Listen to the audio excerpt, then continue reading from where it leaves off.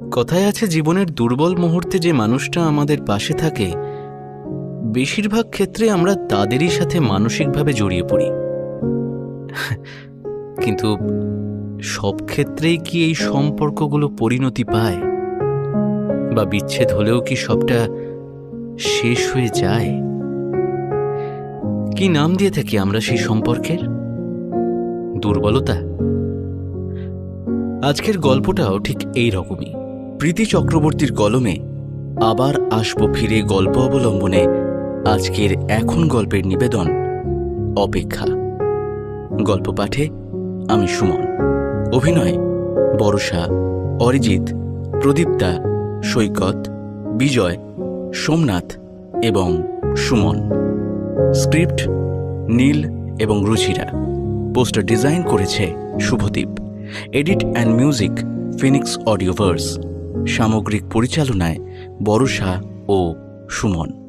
তাহলে শুরু হচ্ছে আজকের গল্প অপেক্ষা।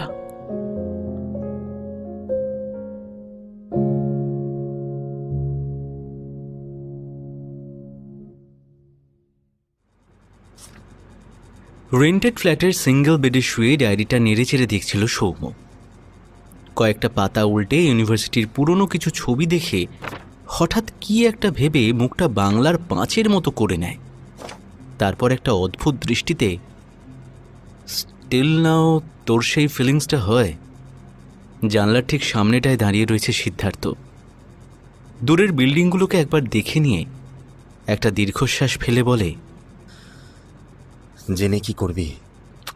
আরে বাবা বল না, কিরকম হয় সেই ফিলিংসটা? সিদ্ধার্থ কোনো উত্তর দেয় না।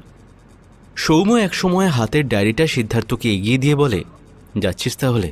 হ্যাঁ। তমালিকা কি আসবে? জানি না। আরে বাবা জানি না মানেটা কি? অদ্ভুত কথা বলিস। তমালিকা যদি না আসে তাহলে তুই একা একা ওখানে কি করবি? সিদ্ধার্থ আবারও কোনো উত্তর দেয় না, বরং আলতো করে নিজের ঝোলা ব্যাগটা কাঁধে তুলে নেয়। আর অহনা? দেখ সিদ্ধার্থ, ও কিন্তু তোকে সত্যি খুব ভালোবাসে। সিদ্ধার্থ একটা নিষ্ক্রিয় ভাবমূর্তি নিয়ে সে জানে। এক কথায় উত্তর দিয়ে দায়সারাভাবে বেরিয়ে পড়ে সিদ্ধার্থ।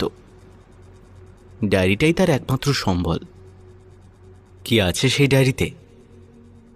আছে কিছু জমানো স্মৃতি, সিদ্ধার্থর অসমাপ্ত কবিতা, তমালিকার ফেলে দেওয়া চায়ের দাগ, শুকনো গোলাপের পাপড়ি, কিছু পুরনো ছবি আর গোটা 10 ভাব সম্প্রসারণ।